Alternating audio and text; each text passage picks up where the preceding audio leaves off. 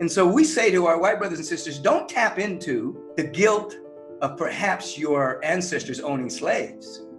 Tap into your ancestry of the abolitionist who stood up for what's right. People always try to justify somebody's death. And even in my son's case, they try to justify their death. And I keep telling people, this is not about black and white. It's not all the time about black and white, but we gotta just focus on what's right and what's wrong. And that was wrong to see that. I'd like to divide racism from injustice because they're often used interchangeably, but they're really not the same thing. Racism is a condition of the heart. It deals with how you feel about me. Injustice is an action, it's how you act toward me. Oftentimes I want to operate out of my ego. I want to operate out of my hurt, my pain, but it's God's love for me that he forgives me every day, and I fall short every day. So with that being said, I try to operate out of that same love, and it's hard. It's extremely hard, especially when you're hurting, especially when your dad never recovers the same from that night. But this is not a black thing. This is a human thing.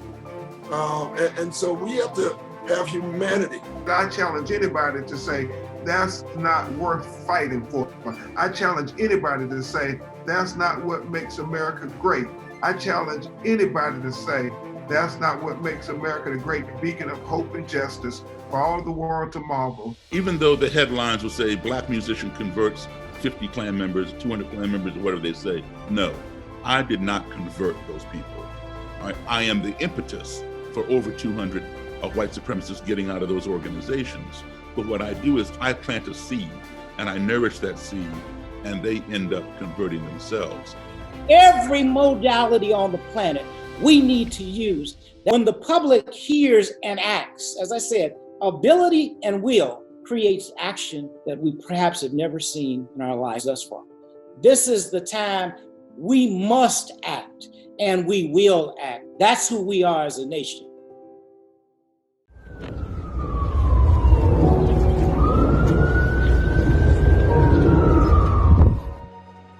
Hello, everyone. We join you with heavy hearts today, as I know so many of you have. After the loss of a dear brother, and the whole world saw it, witnessed it. They witnessed the murder. It's undeniable what happened. And the beauty, only beauty that I can find is that people of all colors, of all races, of all religions, of all backgrounds, all over the world have rallied forth to not let this time pass and to make sure that we create not only some healing here, but some real change. And often I talk to people about change, and change is automatic actually. You don't have to work on change. Change is going to occur. Our bodies are going to change. The world's going to change. Our environment's going to change. Our families are going to change. Everything's going to change as time goes by. Change is automatic, but progress is not. And so this is a conversation today to see if we can't create some progress. And I'm so privileged. I was feeling so much pain for our brothers and sisters and thinking, what can I do? I'm just one voice, a white man. But I'm fortunate to have some beautiful friends that are great leaders.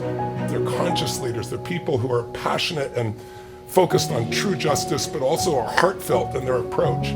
Our hope is to have them share their experience of what this is all about, what they want all of us to know who maybe not have these experiences, to not only know, but to appreciate.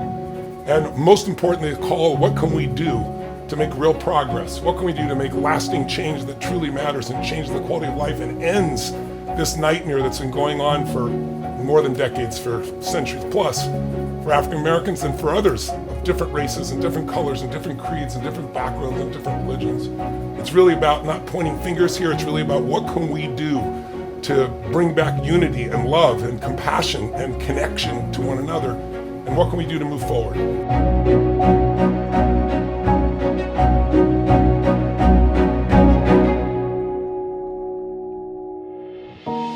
The tragedy of the killing of George Floyd is real in a different kind of way, because we have all saw the documentary of his death, literally narrated by him. He is begging. He's saying, I can't breathe. I can't breathe. What really needed to happen was they needed to give him a breath. He needed a breath, and he would have lived. And so I'm asking everybody, and along with George's family, Let's take a breath. Let's take a breath for peace, for justice, and let's take a breath to try to heal our country. America needs a breath too, because none of us can breathe after watching that video. And stacking on the Eric Garners of the world, the Michael Browns, the Breonna Taylor, people coming in and shooting in her own bed. I mean, it's total insanity. And Tony, thank you for saying Breonna Taylor's name. Today is her birthday.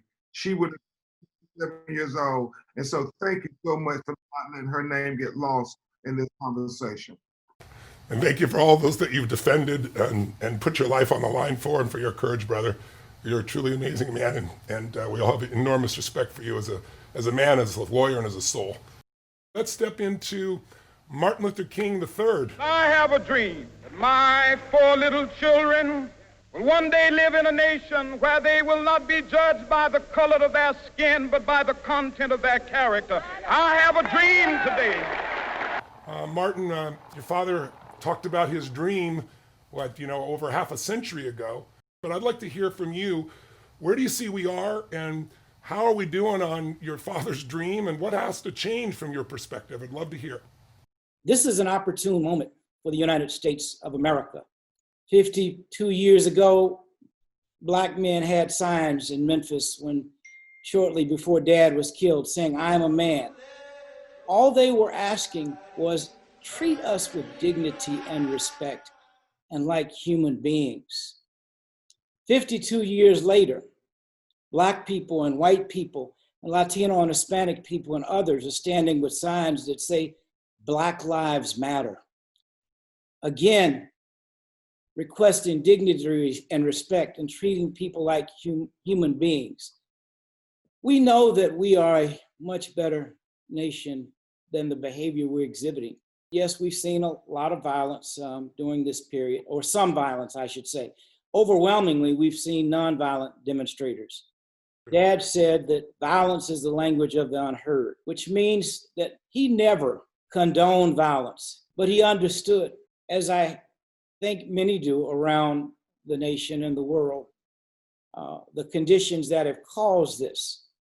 But yes, we can and will be better, because not only are the eyes of people all over the world on us, they are with us. Now, soon we will have to discuss the notion, where do we go from here? Dad's last book was titled, Where Do We Go From Here? Chaos or Community. We are obviously in the midst of chaos. And this condition has created that level of consciousness, I believe, like none before it. But the system has to be changed at its core. Diversity, sensitivity, human relations, training is needed from kindergarten through college. That would create on its own a different human being, maybe a different police officer. I mean, I remember when we used to apprehend suspects without even doing harm to them. Dad and his team and others adopted and worked to help create public policy. That's why we had a Civil Rights Act in '64, a Voting Rights Act in '65, fair housing legislation in '68. So there needs to be policy, new policy presented. And as I said, Congress is presenting that policy that directly addresses police misconduct and brutality. And I think the way we help is we need to be inundating our congresspersons, our senators, our president with emails, with text, and even the new TikTok, whatever the videos are the kids are using now. Every modality on the planet we need to use. When the public hears and acts, as I said, ability and will creates action that we perhaps have never seen in our lives thus far. This is the time we must act, and we will act. That's who we are as a nation. So I think everybody in this room, everybody in this Zoom room who's of African-American descent had had similar experiences. I could go on and on and on about my own. We weren't human beings. So that particular narrative became insidiously within the culture. With a mass incarceration, the criminal justice system meting out different forms of justice, people are just suffering from fatigue. When the protests are also an element of anger and rage, but also just fatigue of the years of the insidious racism and bigotry. Now, I agree with Doc Rivers' dad. You know, we're not here to be victims. We may be victimized, but we're not embracing victimhood. And so we learn to love and appreciate ourselves, develop a great sense of who we are. Now, what I'm heartened by is this particular protest does carry not only every race in the streets. We have our white brothers and sisters, our Asian brothers and sisters who, suffered from, the camps back in the day, Japanese internment camps, our Latino brothers and sisters, our Black brothers and sisters, the gay brothers and sisters. Everybody has their own level of oppression, but we're all in the streets together.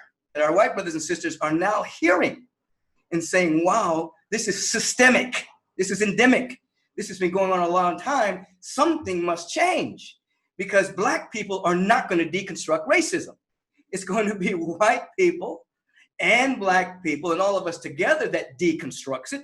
So they're beginning to have a conversation about white privilege, how to teach their children about what it is. So there's a level of sensitivity around what African Americans, Mexicans, some Asians, go through on a regular basis. And so we say to our white brothers and sisters, don't tap into the guilt of perhaps your ancestors owning slaves. Tap into your ancestry of the abolitionist who stood up for what's right. Tap into that ancestry. I'm sure you can find an ancestor somewhere that was an abolitionist that said, justice is for all. Begin to tap into that frequency and begin to, bring forth that dynamic of enough is enough and begin to cultivate what is called compassion. Compassion is the highest. Compassion is the understanding of the lack of understanding. It's walking in another person's shoes. And so, there's two conversations. There's a conversation I have with Black people that say you're not to see yourself as a victim. You are to go deep in doing your inner work to heal your scar tissue, your wounds. And to the white people, I say the conversation for you is compassion and to have an understanding of what people have gone through. So that you're not turning a blind eye. So, history is in the making right now. Are we a part of making it or are we bystanders watching it? So I'm heartened. So I think this is a powerful moment, Tony, that the conversation that you're providing for us today is a beginning, but now we have to have a vision. We have to be able to articulate what does, on the local level, what does real policing look like? What does the justice system look like? Hey, what does healthcare look like? We have a sick care system, not a healthcare system. We have to begin to provide the vision and then strategy to move in that direction and then implementation. And as I like to say, everybody can't do everything, but everybody can do something. That we have to figure out, what is it that's ours to do? Some people, what's theirs to do is to be on the streets right now. We have to ask ourselves, what is it that's mine to do? It's about unity. And when I try to figure out the solution, I think there's some pragmatic ones we need to talk about, like barring chokeholds. It's pretty freaking obvious. You know anything about martial arts, you know how sensitive this area is, how easy even someone without bad intent could harm someone, right? Much less somebody who's pumped up in testosterone and anger and rage and whatever else is going on inside that mind. But there's certainly things that we can do, and we want to talk about those. But what do you think has allowed you to be such a unifier? I look around this virtual room here and we have people that have experienced so much pain, but somehow they didn't let the pain stop them. They didn't let rage stop them. They converted it into drive to do something good. From Martin Luther, King to Daryl to, every person on this group, Laura. So what do you think has made you a unifier? And what, when I try to find the ultimate answer, there's the systemic pieces that have to be done. But to me, the ultimate answer is unity. The ultimate answer, that's another word for just love. When we have love, we treat each other so radically different. It doesn't matter how people behaved in the past or experienced their color of skin or any of those things. So what has made you a unifier and what can make us unify? You're dealing with our deep spiritual nature. That when regardless of your religion, when you get to the practices of every religion, you're going to bump into forgiveness and you're going to bump into love. And we have to begin to cultivate both of that. We have to begin to forgive. And forgiveness does not mean condoning an act or letting people off the hook. All forgiveness is self-forgiveness, meaning you have to let go of the resentment and the animosity within your own soul so that you have a clear availability to wisdom and guidance and direction. And then you have to cultivate a heart as big as the world so that you're embracing. It was Howard Thurman that said it is impossible to love humanity in general. You can only love humanity in particular. To say I love humanity doesn't mean anything. It's just, that's a generalization, that's abstract. You have to love the person you're with. So unity is a good word, union is a good word, but it all has to be steeped in unconditional love. You have to have an encounter with your soul, and then you begin to see differently. You begin to see that we're all made directly from the source of all creation, the presence of God. And I don't mean a magical man in the sky. I'm talking about the presence that's never an absence, the presence of love and beauty and intelligence that birthed us all. And if we do, we'll create a kind and just global society. Why? Because we will be kind and just individuals. And we'll all experience the spiritual love and joy that brings that you can't have any other way. And I think all of us in this room have that common understanding that we have to have something to serve more than ourselves. And that's where I think love comes from. It's not just an internal experience of getting what you want. It's an experience of a life of meaning. And a life of meaning comes when we understand for things to change, we've got to change. For things to get better, we've got to get better. It's not somewhere outside of ourselves. We have SYBRINA Fulton, who experienced what no human should have to go through, much less any mom, the loss of her 17-year-old son, TRAYVON Martin, and again, a person have every right to live in rage. And I'm sure she's got to have some of that, but she wrote a life about her son's life and what the an enduring life would be, if you're resting in power. And I just want to hear from you. The part, it's all heartbreaking, but George Floyd, the part when, that was already mentioned, when he was calling out for his mama, at the end, they're going to take me, they're going to kill me, mama. I don't think anybody's got a soul that couldn't have their heart be crushed by that. But for you, it's even more direct because you've directly experienced that. So what's your perspective as a mom, about what's going on here and what's happened to George Floyd, what happened to your son? And please tell us what your experience has been and what gives you hope, if anything, to create change, because I know you're dedicated to that. When I watched the video of George Floyd, and he called out for his mother, it hit me differently from probably the average person. The average mom who listened to that definitely cuts like a knife. I mean, it just tugs at the strings of your heart just to hear somebody to call out for their mother, because when you get in a jam or you feel like you're slipping away, and he probably felt like his life was slipping away, and he probably knew that he was gonna die. You either call Jesus or you call your mother. A lot of times we feel like if we just comply that we'll be able to make it home safely. Well, some of these people have been compliant and they still don't make it home safely. And so that's some of the things that we need to focus on, the times where they don't make it home safely, because you can have your hands up, you can obey commands, and you can do everything to comply with whatever the police officer is saying, and you still maybe get shot and killed. People always try to justify somebody's death. And even in my son's case, they try to justify their death. And I keep telling people, this is not about black and white. It's not all the time about black and white, but we got to just focus on what's right and what's wrong. And that was wrong to see that. And then I tell people who try to challenge me about certain things, I tell those people, well, what if it was your husband? What if it was your brother? What if it was your son? What if it was, you think about, put your family member, your loved one in George Floyd's place. How would you feel? I think what's happening now is African Americans usually talk to other African Americans, and we are talking to each other. We're preaching to the choir. We already know what we have to experience. We already know what our sons and daughters have to experience. But now it's other people that are able to see what we have been experiencing. And I think through that video, it kind of changed mindsets. And that's something that that's very necessary that we have to do. We got to change mindsets. We got to open up people's mind, and we can't just talk amongst ourselves about what we're experiencing.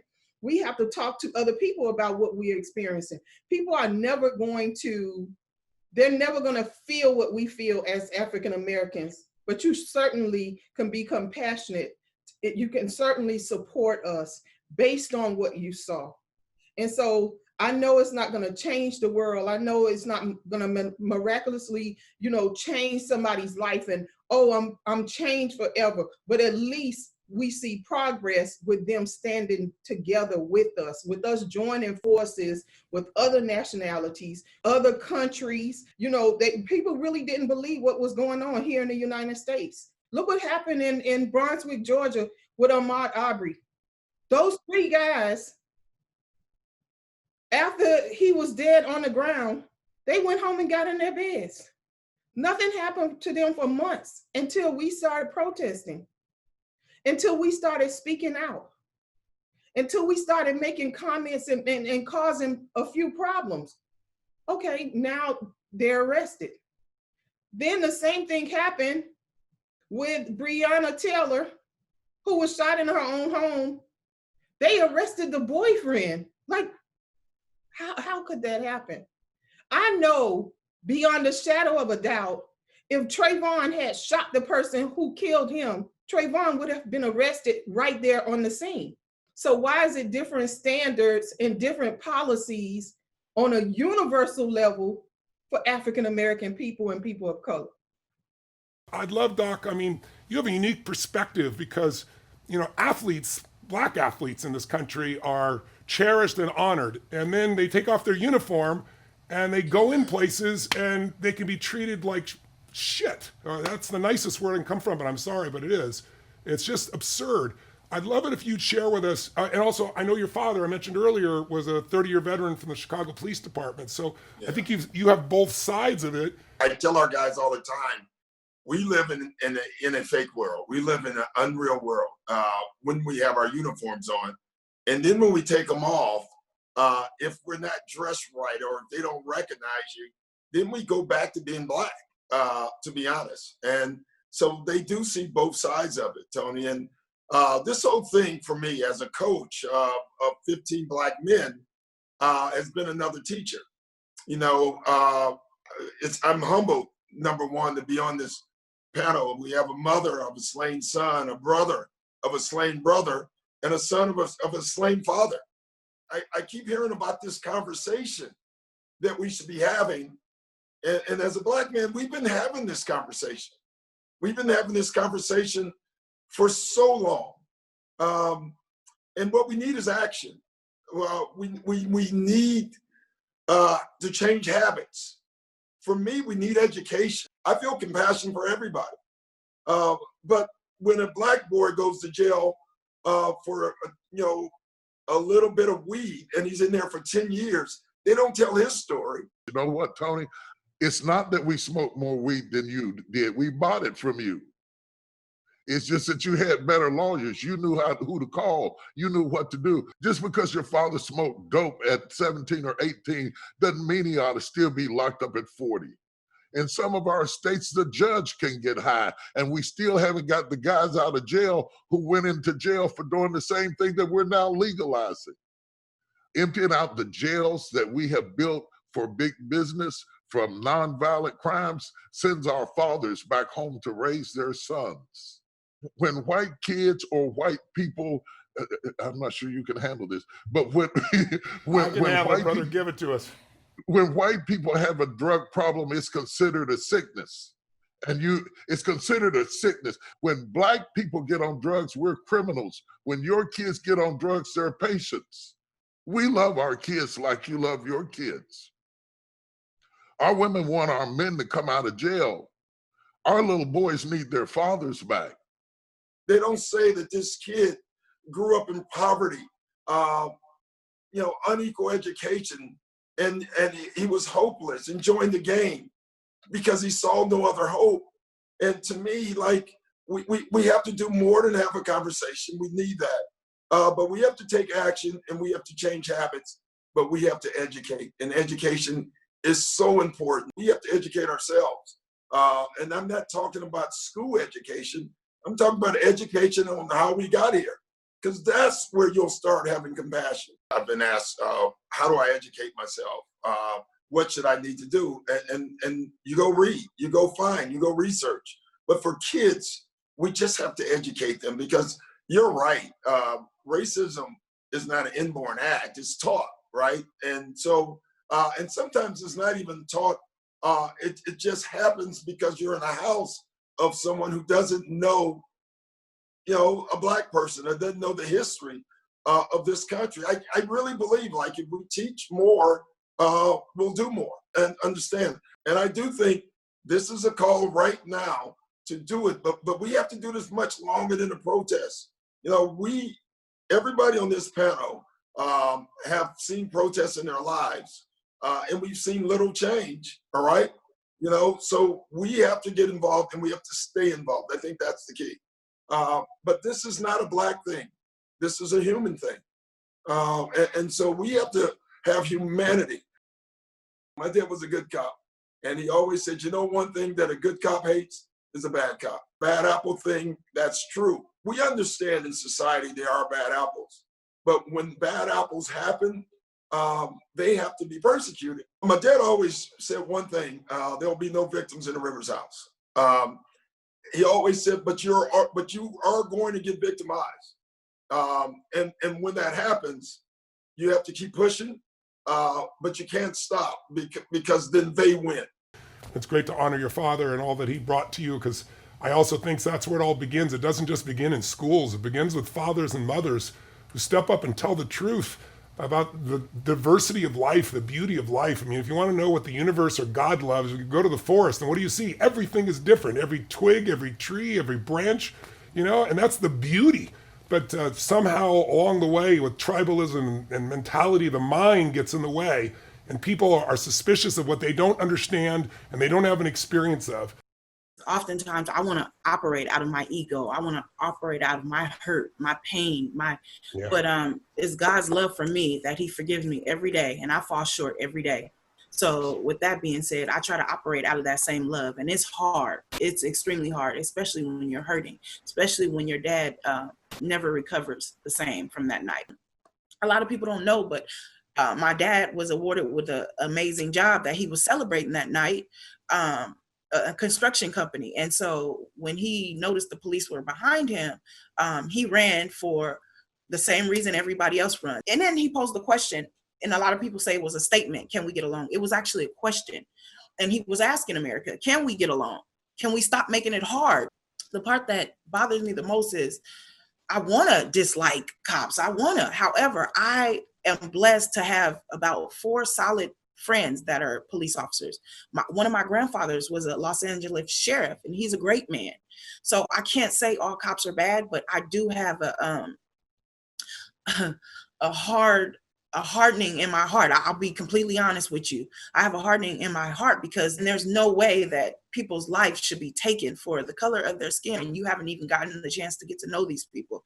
Like that, for me, that's sick. That's really sick. But however, we do serve a God that does serve justice, whether it's now, then, or whatever the case may be. That's the only thing that I have to hold on to. So I think we need to hold each other accountable, have uncomfortable conversations, have police relations, go out in the community, get to know these people, because you can't judge African-American men. And then people wonder why they have a chip on their shoulder. But I understand, as an African-American woman, I got to witness what my dad had to go through every day he walked out the door. And it's like, you're on high alert, you're tense, you have an anxiety, and you're expected to have a smile. And it's like, that's a hard way to live as a Black man. That's hard.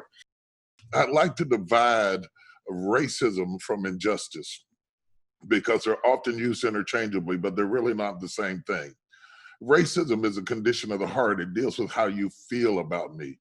Injustice is an action, it's how you act toward me. There's not going to be any legislation made that eradicates all types of biases and racism. What that is going to take is the love of God in our hearts and the experience of interacting with. That's the thing about racism.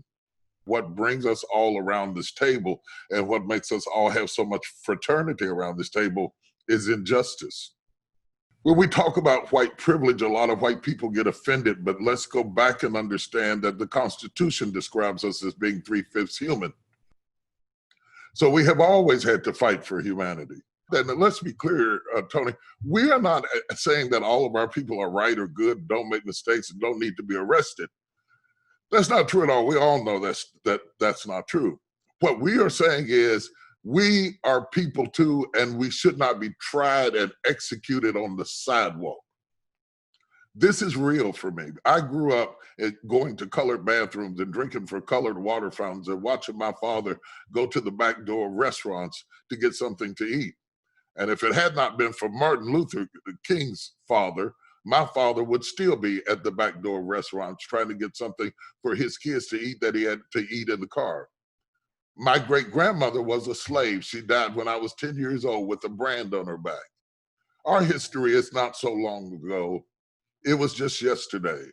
And the ramifications of the kind of abuse that has been infused upon us against our will has left a lot of terrible side effects on us as individuals, of which whites can be inconsiderate and quite judgmental. And I think to give yourself a pass to say, I could never know what it is like to be a Black man, and I could never know what it's like to be to have come from your background and have your set of experiences is absolutely true, but it does not give you an excuse. You don't have to be a dog to put a football player in jail for abusing a dog. We cannot give ourselves these sociological passes about this level of pain. This is not new. It shouldn't take us 200 and some years to learn this lesson. But when you write the books you read, you come up with skewed truth. And you can't imagine how my eyes fill with tears to see young and old white men and women standing out there with us to admit that our lives matter.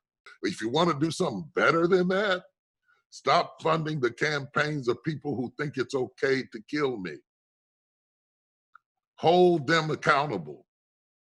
While I am trying to get our people to vote, we need voices like yours to get your people to hold those people accountable to a higher standard that stops the pain. The war on crime was really code for war on us.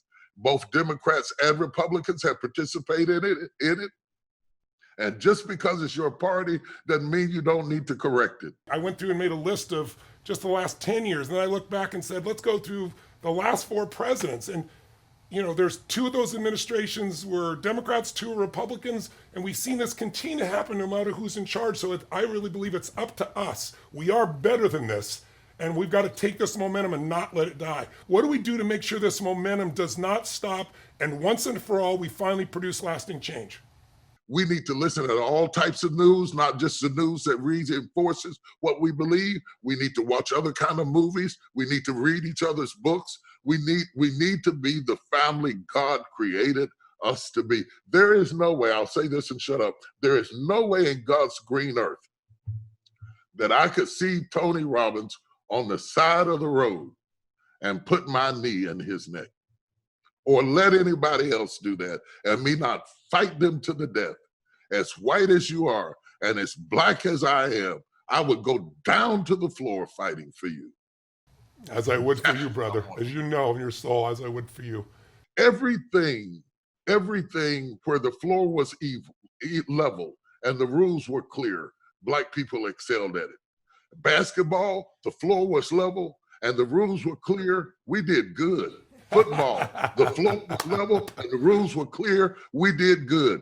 Everywhere the floor is level and the rules are clear, we do good. Give us a chance. Our little kids became everything they were exposed to. So they can do hip hop, they can do music, they can do recording, they can play basketball, they can play football, they can run, and now they're starting to golf, because if we can see it, we can be it, and they can preach. Now, a few of us escape, but you can't point at the few and say, look at so-and-so, and look at so-and-so, and look at Oprah Winfrey, and look at T.D. Jackson, look at so, don't look at me, because I didn't have a record. I had never been locked up by the grace of God. I had a little bit more of a level floor. It's not just about being Black. It's about the inequities of the floor. We start with health disparities, food deserts, all of these problems. I know it's overwhelming. We don't want you to fix it for us. We want you to fix it with us. I'll stop with that. Thank you. Preach, brother. Let's talk about solutions that seem impossible. Long story short, I traveled the country and I interviewed a lot of Klan members, leaders, Imperial Wizards, Grand Dragons, Exalted Cyclopses, Great Titans, so forth and so on. And I wrote the book, Clandestine Relationships. And through the process of sitting down and talking with these people, many of them ended up leaving the Klan and giving me their robes and hoods. It starts with dialogue. I gotta ask, when you ask them the question, how can you hate me without knowing me? What were their answers? And then how do you get through? Let me tell you the answers, like okay? I got two answers. Because I would ask the question when I first started interviewing the people. All right. The answer I would get is, Black people are criminals. Then I'm told also that Black people are lazy. And then I'm told that Black people are born with a smaller brain than white people. So we don't have the capacity of a white brain to have the higher IQs. That's why we score so low on the SATs. Now listen, when somebody tells you that, and you're sitting there and they're telling you this, is what you're hearing offensive? Absolutely, it's offensive. Was I offended? Absolutely not. And why was I not offended by that? Because it did not apply to me. All right, how could I let this man who just met me 5-10 minutes ago, and all he sees is this, the color of my skin, make that assumption about me? Why should I be offended by a lie? You got to know who you are. You get that confidence in knowing who you are and not let somebody else define who you are. You have to have that your own self-esteem. All right, so that way it doesn't bother you. Ignorance breeds fear. We fear those things we don't understand. If you do not keep that fear in check, that fear will escalate and breed hatred, because we hate the things that frighten us. If you don't keep that hatred in check, that hatred will escalate and breed destruction. We want to destroy the things that we hate. Why? Because they frighten us. But guess what? They may have been harmless and we were just ignorant. You shared a story about a Cyclops, and I think it's really instructive about what he believed about, you have a in your DNA as built-in violence. You want to hear that? Would you share that? Because I love it. It's instructive of how you're able to break through. It gave kind of how you broke through his psychology. Would you share that briefly? Sure. I mean, the key to my success in doing this is, even though the headlines will say Black musician converts 50 Klan members, 200 Klan members, or whatever they say, no, I did not convert those people. All right? I am the impetus for over 200 white supremacists getting out of those organizations. But what I do is I plant a seed and I nourish that seed and they end up converting themselves. Yes. So I was in my car and I had an Exalted Cyclops riding in my car beside me. We're talking and we're just driving along and we're in the Washington, D.C. area. And he made the statement, which I've heard 1,000 times, that Black people have a gene within them. We're born with this gene that makes us violent. And so I said, well, how do you figure that? He says, well, look, who's doing all the drive-bys and carjackings in Southeast? He's referring to Southeast Washington, D.C., which is predominantly Black. Okay, it's Black people. I said, but you're not considering the demographics. That's what lives there. He goes, no, that has nothing to do with it. You all have that gene. And I said, listen, let me tell you something. I said, I'm as Black as anybody you've ever seen. I said, I have never done a drive-by. I have never done a carjacking. How do you explain that? He didn't even think about it for 1 second. He answered me like that. He said, your gene is latent, hasn't come out yet. I was dumbfounded. I was speechless. How do you argue with somebody like that? He's so far out, you can't even bite into that. And so he's sitting there all smug, like, you see, you got nothing to say. So I thought about it. And I said, well, all white people have a gene within them that makes them a serial killer. And he says, well, why, how do you figure? I said, name me 3 Black serial killers. He couldn't do it. I said, I'm going to give you one. I named one for him. I said, now, just name me two. All I want is two. He couldn't do it. I said, Charles Manson, Jeffrey Dahmer, Henry Lee Lucas, John Wayne Gacy, Albert DeSalvo, the Boston Strangler, Ted Bundy, David Berkowitz, son of Sam, on and on. I said, son, they're all white. You're a serial killer. He said, Daryl, I've never killed anybody. I said, your gene is latent, hasn't come out yet. He goes, well, that's stupid. I said, well, duh. Okay, Scott Shepard was a Klansman at one time. He's from Indianola, Mississippi, the home of the White Citizens Council, which is the executive branch of the KKK. They're the white collar executives who do all the stuff, and then the Klan goes out and does all the night riding and stuff. But Scott Shepard comes from there. He joined the Klan, and he rose to the rank of Grand Dragon in one Klan group, Grand Dragon for Mississippi and the state. And then he joined another Klan group later and rose to the rank of Imperial Wizard, National Klan leader. So I own Scott Shepard's robe as well. And Scott Shepard is not only a very good friend of mine, he is my brother, Scott Shepard. Klansman for Mississippi!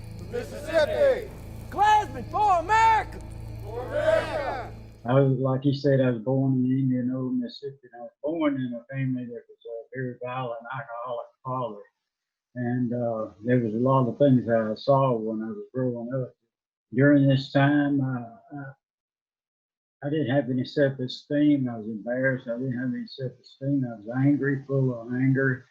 And I was looking for a place to fit in. And I just happened to see Daryl Davis on Discovery Channel. And when he was on TV, he made a lot of sense to me. What did he say that made sense to you initially that grabbed you? Well, basically, one of the things he said, you know, of course, what he says is, how can you hate me if you don't know me? I turned around, I asked myself that question. I didn't have an answer. I've learned a lot from Daryl, and the main thing is conversation. Conversation is what really is the key to this whole situation. It's important for us to remember that human beings can truly change, because today most of the conversations are making moral judgments about somebody and then locking them in time. Could I say one thing? Let me say one thing. I'd like to apologize to Mr. Martin Luther King III there. I'd like to apologize to everyone on the panel, because I'm grateful, very grateful that I'm not the same person I am today that I was then. It's been a good God bless. I saw a little poster that I thought, I've sent it to people that have these conversations that I'll throw up on the screen, but I'd like each of you to share, what's the problem with all lives matter? I think I understand, but I want to hear from your voices. What does Black lives really matter? What's the essence of it? And we can throw it up on the screen, this beautiful little girl holding up this poster. And what it says here, if you guys can see it, is it says, we said Black lives matter. Never said only Black lives matter. We know all lives matter. We just need your help with the Black Lives Matter, for Black lives are in danger. I mean, in one poster, this little girl, I think, just put it so clear, because it answers the question, a lot of them. But I'd like you, anyone want to address this, please address this, because I want to take away this illusion that some people seem to have, that Black people are saying we're the only ones that matter, which is the most absurd thing I could possibly hear, but people believe it. And I have to remind myself, they know not what they do, right? It's like, based on their upbringing, based on their beliefs, based on their conditioning, they couldn't believe anything else in this moment, but they could believe something new if we can create an opening. That's what this set of conversations has been about. We'd like to hear your view of, Black Lives Matter and what it's really about, so that people that are not within the movement maybe have a deeper perspective of what its message is. I hope this conversation as a whole has already answered it, but I think we should answer it specifically. I think that when we hear Black Lives Matter, if people can understand, it is saying Black Lives Matter too. So if individuals can think also, then they won't be up in arms and have to rush really fast to say all lives matter. We know all lives matter, but historically, our lives haven't mattered. So it depends on what news channel you watch, what Black Lives Matter means to you. It's often has a lot to do with who said it to you first and how and what context they taught it to you. So break away from your first teacher and your first experience and rethink that Black lives do matter and white lives do matter and young lives do matter and old lives do matter.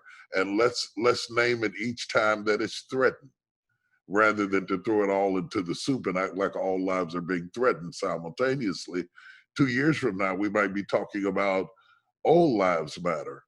It's whoever is up under attack at that moment. And right now, amongst other people groups, Black lives are largely under attack. And so that's where our focus is today.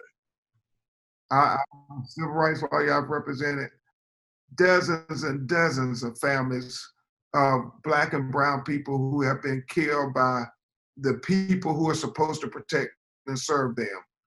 And what we have encountered in America, and this is just a reality, that there seems to be two justice systems in America. One for Black America and one for white America, when the goal should be equal justice for the United States of America. I challenge anybody to say, that's not worth fighting for. I challenge anybody to say, that's not what makes America great. I challenge anybody to say, that's not what makes America the great beacon of hope and justice for all the world to marvel. Let's finish with what actions. Shelby, you've mentioned some already, but what do you hope will come out of this conversation? Someone is watching this conversation, and by the way, hopefully those that are of brown skin, those that are part of the LGBT community, those that experienced any form of racism or any form of oppression, understand this conversation was for them as well. But this one is about the African-American experience primarily here because of what's happening right now. But we're really just talking about humanity here. But what are the actions that we could take or someone at home should take, if you'd want them to take, so that this 3 hours actually led to something? I mean, education and compassion certainly is a first step because it changes relationships. You've all experienced that. Daryl's demonstrated that. But what will you give us one or two things you'd like to see happen that you think could either change the systemic problems or that just an individual can be part of the solution as we wrap up here? Okay, I'll say two things. One, our country can only become one of two things. It can become, number one, that which we sit back and let it become, or it can become, number two, that which we stand up and make it become. So we have to ask ourselves the question, do I want to sit back and see what my country becomes, or do I want to stand up and make my country become what I want to see? I think it's important that we don't give people a blueprint how to be out of their comfort zone. And so my advice to people who are really interested in becoming more adaptable, because that's really what it's requiring, that you come out of the safety of your silo, your tribe, and your bubble, and integrate, which is frightening. It's really frightening, especially when you're not used to it. This is my advice to you. Find things that we have in common to connect with. There are always distinctives, and the media focuses on our distinctives because divisions drive up ratings. And instead of allowing the media to shape your perception of me, find things that are common to us and start your relationship like that. Because if healing and love and all the things we're talking about are going to occur, they're going to occur amongst friends. And I don't think people always know how to befriend somebody whose background is different, but there's always something common. This is old school, and I'm going to date myself with this, but we were taught in school that in order to work with fractions or multiply them or divide them, you had to reduce them to their lowest common denominator. I don't think they do that anymore, but that's the way they taught us. I remember. Do you remember that? Reduce it down to your lowest common denominator. You love your kids, I love my kids. You like to eat, I like to eat. You like music, I like music. Let's start with what we like. And if we can connect over what we like, then gradually we can discuss things that we think that we don't like. And I want to encourage everybody to lose the fear of getting outside of the orbit of what is comfortable to you and to start a conversation by looking for things that are common to men. I love you talking about bridging and finding with that basic common denominator, because that's what I attempt to do myself. And I think it's the greatest compliment in the world that we find the depth of love for our children, for our family, for society, for our desire to do something meaningful with our lives that is inside of every one of us. Every one of us needs to feel like we're important, that our life is meaningful, like we're loved, and that we can love, and that we can have some certainty that we can have more, pleasure than pain in our life, more comfort at least than pain, because pain's going to come for all of us. The one common denominator is extreme stress. We're all going to experience those extreme moments, and all of you, just because of the color of your skin, have had those experiences, and then life gives them to us in many other ways. We're all going to lose a loved one. We're all going to be in a place where maybe our house burns down and we lose our job, or the government changes the rules and suddenly, your business is gone. We're all going to face those things. Some people are going to be raped. It's horrific challenges that are there. But what makes us human, I believe, is our capacity to be resilient through all that and to grow spiritually, so that our compassion, our heart and soul grows, and we connect and unify more. And in that we feel the love and joy. I mean, separation is suffering. I want to maybe perhaps encourage an assignment. Great. Many people believe they know who Martin Luther King Jr. was and what his vision was for our nation and world. But to truly understand my dad, then you need to read the book that I started off talking about, Where Do We Go From Here, Chaos or Community, where he talks about the world house, the world in which we must engage and live in, because it gives us pragmatic and practical ways to create this world and really the beloved community. If we had the essence of that, Dr. Beckwith, Bishop Jakes, and so many other leaders preach about this love, this universal love that we as a nation and as a world must engage in and can. It is demonstrated every day. But it's even bigger than that. It's even bigger than that because, you see, humankind has a capacity that other animal forms don't have. All we got to do is to tune into that internal part of who we are, because we've been made in the image of, but we are incredible human. I mean, think about when there's a tornado, a tsunami, a hurricane, people, Americans roll up their sleeves and they come to give. They give the best. They don't ask you what color you are. They don't ask you what your sexual orientation is. They don't want to know anything. They just want to help you get out of that condition. We are a phenomenal and amazing society. We got to find a way to constantly bring that good out of us. And it all revolves, I would say, around love. So yes, we must pray for change. We must work for change. We must be the change. And yet, if love is not yet won, the battle is not yet over. I agree, my brothers.